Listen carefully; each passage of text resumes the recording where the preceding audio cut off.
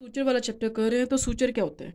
Suture वो धागा होता है जो कि किसी भी जख्म, किसी भी वुंड, किसी भी चोट के जो एजिस होते हैं, दो दीवारें होती हैं, उनको आपस में यूनाइट करते हैं।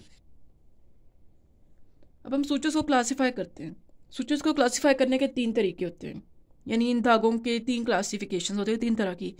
एक तो इस चीज़ पे होती है कि आया कि अब्जॉर्ब हो जाते हैं हमसे बॉडी पे, या फिर ये नॉन अब्जॉर्बेबल है, हमेशा के लिए जिस्म में रहते हैं।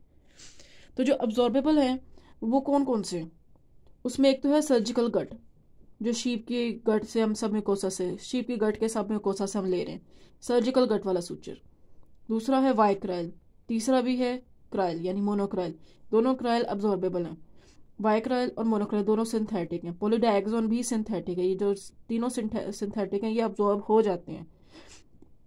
वाइक्राइल के ब्रैकेट में लिखा है पॉलीग्लैक्टिन, इस पे कंसिस्ट करता होगा। वाइक्राइल, मोनोक्राइल और पॉलीडायगोन, पीडीएस, तीनों अब्जॉर्बेबल हैं सर्जिकल गट के साथ साथ। अब नॉन अब्जॉर्बेबल कौन से हैं? जो अब्जॉर्ब नहीं होते।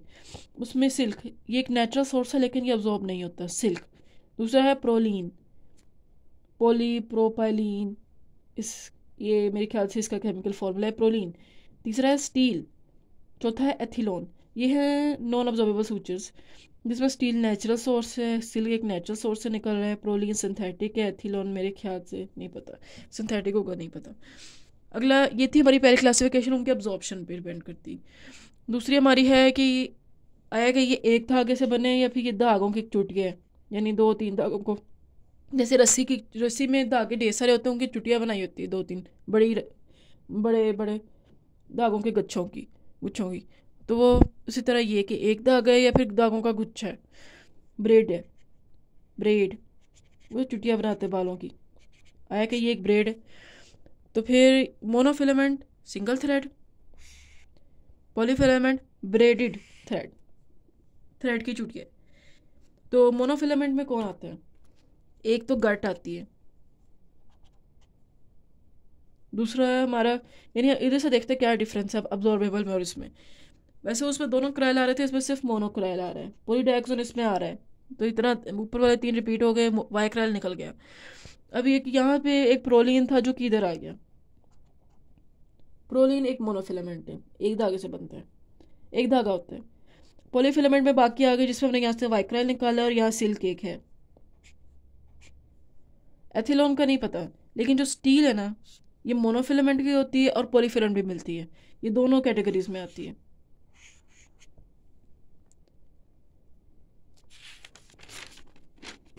अब हम बात करते हैं तीसरी क्लासिफिकेशन की। तीसरी क्लासिफिकेशन के सोर्स पे होती है। क्या है कि नेचुरल सोर्स से आए या सिंथेटिक सोर्स से आए। नेचुरल सोर्स में पहला है गट, जो शीप के गट से निकाला है। दूसरा है सिल्क, जो कि सिल्क वर्म का जो कोकून होता है, जो वो अपने कोकून बनाते हैं जिसके अंदर वो घुस जाते हैं, वो एक तरह से उनका घर होता है, उनके कपड़े होते, मतलब घर होता है। तो उस कोकून से हम सिल्क निकालते हैं। तीसरा स्टील है, जो कि हम हमारे अर्थ क्रस्ट में पड़ा हुआ इतना, तो वहां से निकालते हैं, ये नेचुरल है।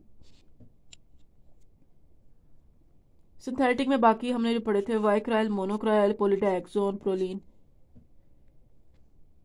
अब ये थी हमारी क्लासिफिकेशन सूचर्स की। तो ज़रा इसे ज़्यादा तफसील से पढ़ते हैं। जो अब्जॉर्बेबल सूचर्स होते हैं वो अब्जॉर्ब क्यों होते हैं? क्योंकि उन पे बॉडी के एंजाइम्स एक्ट कर देते हैं या बॉडी का हाइड्रोलिसिस का प्रोसेस एक्ट कर सकते हैं, इस तरह वो अब्जॉर्ब हो जाते हैं। नॉन अब्जॉर्बेबल पे ये एंजाइम्स या हाइड्रोलिसिस का प्रोसेस एक्ट नहीं करते, इस वजह से वो नॉन अब्जॉर्बेबल है। दूसरा, ये इस कैटेगरी के बाद दूसरा हमने पढ़ा था मोनोफिलामेंट और पॉलीफिलामेंट। मोनोफिलामेंट जो सिंगल थ्रेड वाले होते हैं उनका क्या फ़ायदा, और पॉलीफिलामेंट जो ज़्यादा थ्रेड मतलब ब्रेड के बने होते हैं, थ्रेड की ब्रेड्स के, उनका क्या फ़ायदा है? जो एक थ्रेड होती है वो टिश्यू को कम अपना बताती है कि मैं वहाँ पे हूँ, तो टिश्यू उस पर रिएक्ट कम करते हैं, एंजाइम्स उस पर कम छोड़ते हैं, तो टिश्यू रिएक्शन कम होता है, तो वो ज़्यादा देर तक रह पाती है। लेकिन उसका ये नुकसान है, ये फ़ायदा था लेकिन नुकसान ये है कि उसे अच्छी गांठ नहीं बांध सकते, नोटिंग अच्छी नहीं होती। पॉलीफिलामेंट ये क्या आया कि ब्रेडेड थ्रेड्स हैं, लेकिन हाँ ब्रेडेड थ्रेड्स हैं तो फिर टिश्यू को फील होता है कि हाँ ये कुछ बड़ा हुआ है, तो वहाँ पे रिएक्शन ज़्यादा होता है, ये नुकसान है। यानी इसमें टिश्यू रिएक्शन कम हो रहा था, इसमें टिश्यू रिएक्शन ज़्यादा हो रहा है, तो ये एक बैड चीज़ है। तो अगर कोई पॉलीफिलामेंट हो जो अब्जॉर्बेबल हो तो वो तो ख़त्म हो जाएगा। नॉन अब्जॉर्बेबल पे एंजाइम्स एक्ट करें तो उससे फ़र्क थोड़ी पड़ेगा। अगला ये कि फ़ायदा क्या है। टिश्यू रिएक्शन बुरा होता है, ज़्यादा होता है, लेकिन इससे गांठ अच्छी बन जाती है, जैसे रस्सी से अच्छी गांठ बन जाती है बजाय एक धागे से। मोनोफिलामेंट सिंगल थ्रेड होते हैं, उन पर टिश्यू रिएक्शन कम होता है, दैट्स द फ़ायदा, लेकिन नोटिंग उनमें बुरी होती है, दैट्स द नुकसान। पॉलीफिलामेंट ब्रेडेड थ्रेड्स वाले होते हैं, उनमें नोटिंग अच्छी होती है, दैट्स द फ़ायदा, लेकिन उन पर टिश्यू रिएक्शन ज़्यादा होता है, दैट्स द नुकसान। अब ज़रा हम जो हमने क्लासिफिकेशन पूरी की है उसको देखते हैं, किस तरह वो यूज़ होते हैं, क्या फ़ायदा देते हैं। पहला है हमारे अब्जॉर्बेबल। हमने सिर्फ यहाँ पे एक ही क्लासिफिकेशन रखी है, अब्जॉर्बेबल नॉन अब्जॉर्बेबल, मतलब मेजर क्लासिफिकेशन। आगे उनकी बाकी सब क्लासिफिकेशन बताई हुई हैं कि ये भी है और ये भी हो सकता है। तो अब्जॉर्बेबल में वैसे एक होती है आम गट, मतलब कि सब म्यूकोसा से हमने गट ये सूचर बना लिया। शीप के गट की सब म्यूकोसा से हमने ये सूचर बना लिया, जिसे सर्जिकल गट कह रहे हैं। लेकिन अगर हम इसमें क्रोमियम सॉल्ट्स भी डालते हैं तो इसे हम कहते हैं क्रोमिक गट। ये एक कैटेगरी है। सर्जिकल गट अलहदा क्यों नहीं यूज़ करते, क्योंकि उस पर एंजाइम्स जल्दी एक्ट करते हैं। अब एक ही गट दूसरे में गट जाके बांध दें तो वो ऑफकोर्स WBC ज़्यादा जल्दी रिएक्ट करेंगे, तो ये टिश्यू रिएक्शन इस पर बहुत ज़्यादा अच्छा होता है, तो ये जल्दी ख़त्म हो जाती है। तो ये इसे एक हफ्ता बस इसकी स्ट्रेंथ रहती है और फिर 3 दिन मज़ीद में तो ये वैसे ही गायब हो जाती है। बस इस वजह से इसे यूज़ ही नहीं करते, it is not use frequently. ये एक मोनोफिलामेंट है, इसलिए इससे वैसे भी गांठ अच्छी नहीं बनती। तो ये देखें ना, इससे टिश्यू रिएक्शन अच्छा आ रहा है, बहुत ज़्यादा टिश्यू रिएक्ट कर गया और इसलिए ये एक हफ्ते तक ही अपनी स्ट्रेंथ रखती है। ना इससे नोट अच्छी बन रही है, खुल सकती है नोट। तो surgical cut is not a good thing, इसलिए हम क्रोमियम सोल्ट्स डालते हैं। उससे क्या फ़ायदा होता है, और ये है कि अपने शीप की जो गट है, उसके इंटेस्टाइन है, उसके सब म्यूकोसा से जो हमने सूचर बने उसमें क्रोमियम सोल्ट्स ऐड किए हैं। इससे क्या होता है कि एंजाइम ज़्यादा अच्छा रिएक्ट, इसमें होता है कि एंजाइम्स फिर टिश्यू रिएक्शन एंजाइम ज़्यादा रिएक्ट नहीं करते, क्रोमियम सोल्ट्स ज़्यादा डिफेंसिव हो जाते हैं, वो एंजाइम्स को इतना एक्ट नहीं करने देते, टिश्यू रिएक्शन इसके मुकाबले कम हो जाता है। इसी वजह से ये 2 हफ्तों तक जा सकता है, ये 7 दिन तक जाता है, ये 14 डेज़ यानी 2 हफ्तों तक इसका स्ट्रेंथ रहती है। इसे माना कि ये भी मोनोफिलामेंट है, ये भी मोनोफिलामेंट है, एक ही चीज़ है दोनों, बस इसमें क्रोमियम सोल्ट्स हैं। इसमें होता है कि टिश्यू रिएक्शन, इसमें यह होता है कि टिश्यू रिएक्शन से 1 हफ्ते तक ही जा पाता है। इसमें होता है कि टिश्यू रिएक्शन होता है लेकिन क्रोमियम सोल्ट डिफेंड करते हैं, इतना मतलब क्रोमियम सोल्ट्स नहीं होने देते, जिसकी वजह से ये इसकी टाइमिंग बढ़ जाती है, 14 दिन तक जाता है। और ये कि 10 दिन में वो गायब हो गया था, मुकम्मल गायब ही हो गया था। इसमें ऐसे 2 महीने लग जाते हैं, 60 डेज लग जाते हैं, 2 महीने लगते हैं क्रोमियम गट को मुकम्मल तौर पर अब्जॉर्ब होने में, गायब होने में। इसलिए इसे यूज़ किया जाता है। सर्जिकल गट को तो यूज़ भी नहीं किया जा रहा था, क्रोमियम गट को यूज़ तो किया जा रहा है। किस चीज़ में हम जो अब्जॉर्बेबल सूचर पढ़ेंगे वो ज़्यादातर उनके यूजेस यही लिखे कि वो म्यूकोसा को क्लोज करते हैं। तो म्यूकोसा को क्लोज करने के लिए उन्होंने ये बस लफ्ज़ लिखे हैं कि सुपरफिशियल वेसल्स को लाइगेट करते हैं, स्टोमास जो सुराख बनाए होते हैं, ओपनिंग्स बनाई होती है गट में जिस तरह स्टोमास बनाए होते हैं, तो उनको बंद करने में ये यूज़ होते हैं अब्जॉर्बेबल, यानी म्यूकोसा क्लोयर आम लफ्ज़। मोनोफिलामेंट में हमें वैसे पता है नोट सिक्योरिटी का, उस पर हमें इतना मसला नहीं होगा, लेकिन ये टिश्यू रिएक्शन वेरी करता है इस पर भी। नोट सिक्योरिटी हम इनके इस टाइप से बता सकते हैं, टिश्यू रिएक्शन में कुछ चीज़ें वेरी करने लग जाती हैं। जैसे कि आया कि वो जैसे वो स्टील हो, तो चाहे मोनोफिलामेंट और पॉलीफिलामेंट, स्टील पे कौन सा टिश्यू रिएक्शन होता है, इसलिए वो हम इससे नहीं निकाल सकते। लेकिन मोनोफिलामेंट पे हमें ये पता है कि नोट सिक्योरिटी अच्छी नहीं होती, तो हम करते हैं। पहला था हमारा गट पे टिश्यू रिएक्शन ज़्यादा ही हो जाता है, इसलिए हम उसे यूज़ नहीं करते। 1 हफ्ते तक ही काम कर सकती है, 10 दिन यानी 3 दिन मज़ीद 3 दिन और डाल दो तो फिर वैसे गायब हो जाती है। क्रोमियम सोल्ट्स डाल दें तो फिर वो 2 हफ्ते तक रह लेती है और 2 महीनों में गायब होती है, इसलिए उसे हम सुपरफिशियल वेसल्स की लाइगेशन और स्टोमास को बंद करने में यूज़ करते हैं, यानी म्यूकोसा क्लोयर, इजी वर्ड।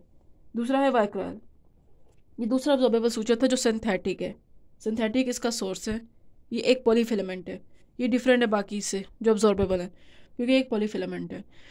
वाइक्राल पे ये एक पॉलीफिलामेंट है, लेकिन देख ले मोनोफिलामेंट होने के बावजूद गट पे ज़्यादा रिएक्शन हो रहा था। हालांकि हमने बात की थी कि जो एक थ्रेड होती है उस पर टिश्यू रिएक्शन कम होता है। ये गट की अपनी एक खसूसियत है, गट की अपनी एक बात है।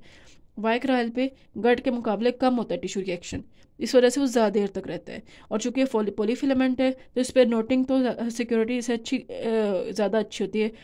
पुअर से ऊपर फेयर आता है, फिर गुड आता है, तो इसमें फेयर होती है। पॉलीफिलामेंट है इसलिए इसमें नोटिंग सिक्योरिटी यानी गांठ बनना आराम से बन जाएगी, फेयर है। और ये चूँकि इस पर टिश्यू रिएक्शन कम आता है, ये ज़्यादा देर तक रहता है। ये सिर्फ 1 हफ्ते तक रह रहा था, और क्रोमियम सोर्स डाल दिया तो ये 2 हफ्ते तक रह लिया इसने 100% स्ट्रेंथ ने, फिर गायब भी हो गई। इसमें यह कि अभी 2 हफ्ते हो गए हैं, लेकिन इसमें ये नहीं कि 100% स्ट्रेंथ खत्म हुई है, अभी भी 60% पड़ी हुई है, और 60% ही खत्म हुई है। नहीं मतलब इसमें अभी 60% पड़ी हुई है, अभी 60% स्ट्रेंथ है 2 वीक्स पे।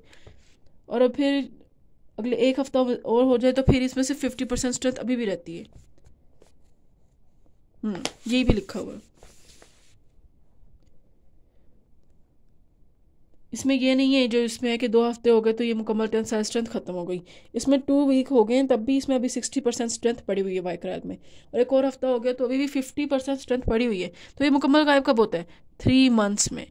वाइक्रायल भी मोनोक्रायल भी 3 मंथ्स में गायब होते हैं। ये भी म्यूकोसा सूचरिंग में यूज़ हो रहा है, और सेम यूज़ है, इसमें भी लाइगेशन है, इसमें भी लाइगेशन है, इसमें स्टोमा क्लोयर है, इसमें म्यूकोसा सूचरिंग है, एक ही बात है। अगला है मोनोक्रायल। मोनोक्रायल सिंथेटिक है सेम, लेकिन ये एक मोनोफिलामेंट है। इस पे टिश्यू रिएक्शन वाइक्रायल के मुकाबले भी और कम होता है, ये तो और लंबे टाइम तक रहेगा, इस पर टिश्यू रिएक्शन नहीं कर रहा है। हालांकि मोनोफिलामेंट है, लेकिन इसमें नोट सिक्योरिटी गुड है, ये वाइक्रायल से दोनों कामों में अच्छा है। इस पर टिश्यू रिएक्शन भी वाइक्रायल के मुकाबले कम होता है, ज़्यादा देर तक रह लेते हैं। इस पर नोट सिक्योरिटी भी गुड है, लेकिन वाइक्रायल पे 60% टेंसाइल 2 वीक्स पे रहती है, इसमें 1 हफ्ते बाद ही 60% टेंसाइल हो जाती है। यानी कि इसमें 40% टेंसाइल स्ट्रेंथ गायब हुई थी 2 हफ्तों में, 60% रह गई थी। इसमें 1 हफ्ता ही काफ़ी है 40% को गायब होने में, लेकिन ये भी 3 महीनों में ही गायब होता है, अब्जॉर्ब होता है। लेकिन फिर भी इसका ये एक है जो कि वाइक्रायल को इस पर बेनिफिट दे रहा है, वरना ये बाकी चीज़ों में वाइक्रायल से बेहतरीन है। ये भी फिर म्यूकोसा क्लोजर में ही यूज़ हो रहा है, सब क्यूटेनियस टिश्यू है, mucosa suture, easy words mucosa closure.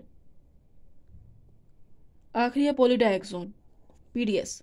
Synthetic है, मोनोफिलामेंट है, टिश्यू रिएक्शन सेम, बहुत कम है मोनोक्रायल के, बहुत कम है, same as Monocryl. Note quality poor और फेयर का एक बैरियर है, यानी कुछ ना कुछ तो है।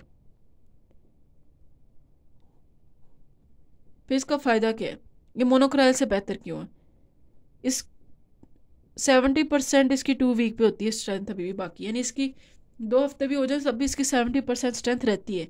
तो ये वाइक्रायल और मोनोक्रायल दोनों से अच्छा है।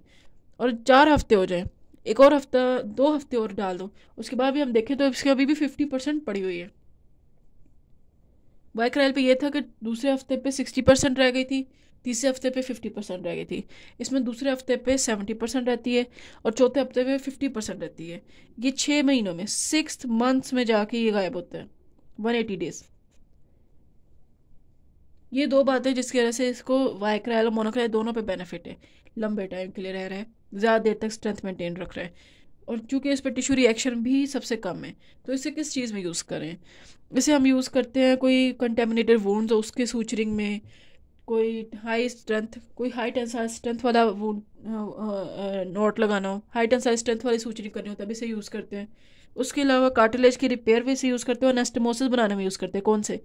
Intestinal anastomosis, biliary anastomosis, pancreatic anastomosis. ये था अब्जॉर्बेबल सूचर के काम। अब हम बात करते हैं नॉन अब्जॉर्बेबल सूचर, जो कि हमेशा के लिए भी रह सकते हैं। पहला इसमें है सिल्क। हमने बात की थी सिल्क एक सिल्क वर्म के कोकून से बनाते हैं। सिल्क एक पॉलीफिलामेंट है, इस पर टिश्यू रिएक्शन होता है।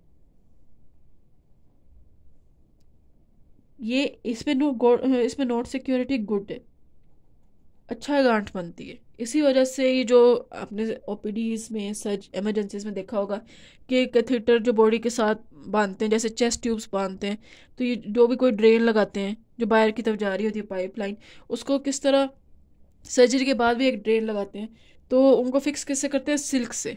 तो स्किन पे जो ये कैथेटर्स और ये ड्रेन्स लगी होती है, इन पाइपों को फिक्स कैसे करते हैं? सिल्क से। सिल्क हम क्यों यूज़ करते हैं? क्योंकि उसने एक दो सालों में फिर भी उसने गायब हो ही जाना है, बाकी दूसरा ये लाइगेचर में यूज़ होती है, लाइगेटिंग द वेसल्स में। सिल्क एक नॉन अब्जॉर्बेबल सूचर है, लेकिन इसका ये मतलब नहीं हमेशा के लिए रहेगा, ये 1 से 2 साल तक रहेगा, फिर ये गायब हो जाएगा। प्रोलीन हमेशा के लिए रहने वाला है, स्टील भी हमेशा के लिए रहने वाला है सूचर। प्रोलीन एक सिंथेटिक है, स्टील एक मेटल है, मेटल से निकलता है, ये केमिकल से नहीं बनाया गया लैब में। प्रोलीन एक मोनोफिलामेंट है, सिल्क है जो मोनोफिलामेंट और पॉलीफिलामेंट दोनों हो सकते हैं। प्रोलीन पे कोई टिश्यू रिएक्शन नहीं होता, और स्टील पे कोई टिश्यू रिएक्शन ऑफकोर्स नहीं होता। लोहे पे क्या होना है? नोट सिक्योरिटी दोनों पे पुअर है, सेम सेम सेम। और ये कि ये इन्फिनिट टाइम के लिए, हमेशा के लिए, ये गायब नहीं होते बॉडी से, सेम सेम। तो प्रोलीन को किस चीज़ में यूज़ करते हैं? यह प्रोलीन एब्डोमिनल वॉल्स वीकन हो जाता, एब्डोमिनल सी सेक्शन करते हैं, फिर सी सेक्शन के बाद बंद करना होता है एब्डोमिनल वॉल को। कोई भी सर्जरी हो एब्डोमिनल वॉल को बंद करने के लिए हम क्या यूज़ करते हैं? प्रोलीन, जो कि पॉलीप्रोपाइलीन से बना है, पॉलीप्रोपाइलीन पे कंसिस्ट करते हैं। लेकिन अब हम बात करते हैं यूजेस में, तो ये एक तो एब्डोमिनल वॉल को क्लोज करते हैं, वॉल को, स्किन तो उसके ऊपर है उसमें हम सिल्क कर लेंगे, अभी हमने वॉल का क्लोयर करना है, और वो भी परमानेंट, और वो भी ऐसा सूचर से जो कि हमेशा के लिए रहे, तो वो हम करते हैं प्रोलीन से। दूसरा है हर्निया रिपेयर करते हैं, तो हम एक मैश बनाते हैं, उस मैश को जोड़ते हैं साइडों से ताकि हर्निया दोबारा से बाहर ना निकल पाए। तो हम चाहते हैं कि वो मैश कभी गिरे ना, तो हमें एक हमेशा इन्फिनिट टाइम के लिए रहने वाला सूचर चाहिए, तो वो प्रोलीन। तीसरा है वैस्कुलर रिपेयर, कुछ वेसल्स के रिपेयर के बाद हमें चाहिए कि वो सूचर हमेशा के लिए उन वेसल्स के बांधे रखे, तो वो है प्रोलीन। बाकी ये लिखा है कि इसके अलावा vascular, plastic, ophthalmic, subcuticular skin closure. असल इसका यही काम है, abdominal wall closure, herniorrhaphy, vascular repair. बाकी ये कि प्लास्टिक रिपेयर पता नहीं, प्लास्टिक सर्जरी में शायद ये यूज़ होता है, who knows how. Vascular repair हमने बात कर लिया, ऑप्थेल्मिक आई में यूज़ होता है, कैसे ये नहीं पता। सब क्यूटिकुलर स्किन क्लोयर में ये यूज़ होता है। आखिर ये स्टील, जो मेटल है, जो मोनोफिलामेंट भी हो सकता है, पॉलीफिलामेंट भी हो सकता है, हमेशा के लिए रहता है, टिश्यू रिएक्शन इस पर नहीं होता। नोट सिक्योरिटी इसकी अच्छी नहीं है, दोनों की अच्छी नहीं है, दोनों से नोट नहीं बनती, हालांकि हमेशा के लिए रहने वाले, लेकिन नोट नहीं बांध पा रहे। स्टर्नम, जो हमारी मेन बोन है चेस्ट के दरमियान वाली स्टर्नम, हमने उसे अगर खोला है, स्टर्नोटमी की है, तो स्टर्नोटमी के क्लोयर के लिए हमें कोई सूचर चाहिए, तो वो है स्टील। स्टर्नोटमी को क्लोज करने के लिए हम स्टील सूचर यूज़ करते हैं। Closure of स्टर्नोटमी wound,